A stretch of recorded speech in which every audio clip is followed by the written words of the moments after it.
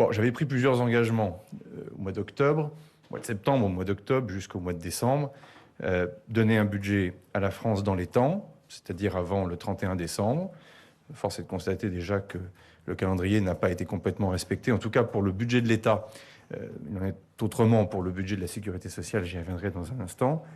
De faire en sorte que ce budget, quoi qu'il arrive, soit à 5% de déficit. Je rappelle qu'il est à 5,4%. Nous sommes à 5,4% de déficit sur l'année 2025. Nous étions à plus de 6% de déficit en 2024. Donc nos engagements internationaux, nos engagements vis-à-vis évidemment de nos partenaires européens, enfin tout simplement la crédibilité de la signature de la France dépend effectivement beaucoup de cette parole donnée à 5%. Et puis,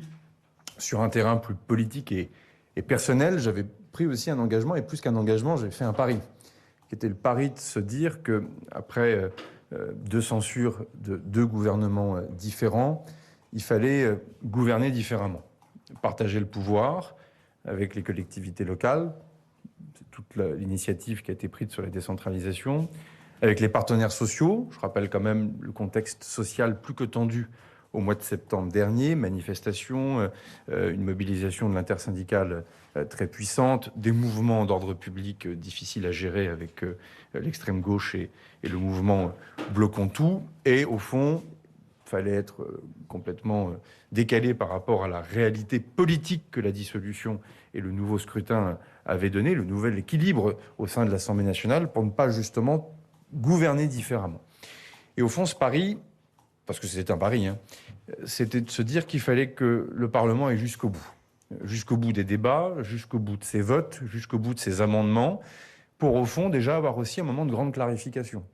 On ne peut pas être dans une logique où c'est toujours la faute des autres, dans lequel on n'arrive plus très bien à comprendre qui vote quoi, qui défend telle ou telle conviction, telle ou telle position sur le fond. Cette méthode, au fond, elle a bien fonctionné pour le PLFSS, c'est-à-dire le projet de loi de financement pour la sécurité sociale, dans lequel très vite, au fond, dans l'hémicycle, parce que c'est là aussi on a pris le plus de temps tout au long de l'automne, une ambiance, au fond, de calme s'est installée, a permis d'avoir un travail particulièrement exigeant. Je rappelle que les deux textes cumulent en tout pratiquement 350 heures de débat depuis le début, ce qui est absolument colossal, plus évidemment les nombreuses heures de travail qui ne se voient pas dans les différentes réunions. Ça nous a amené, chemin faisant, à avoir un compromis, puis un projet de loi de finances pour la sécurité sociale qui a été voté, partant aussi du principe d'ailleurs, tirant aussi quelques conclusions, enseignements aussi de ce qui avait pu se passer sous les gouvernements de Michel Barnier et de François Bayrou, que je salue pour leur engagement et leur courage, aussi d'afficher clairement les éléments de compromis et de démarrer parfois les discussions parlementaires par ces éléments de compromis. Sur le projet de loi de finances pour l'État, les choses se sont convenablement passées jusqu'à Noël. Elles se sont largement gâtées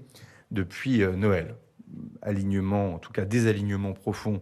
entre le Sénat et l'Assemblée nationale, avec une commission mixte paritaire avant Noël qui a duré quelque chose comme 40 minutes, ce qui donnait déjà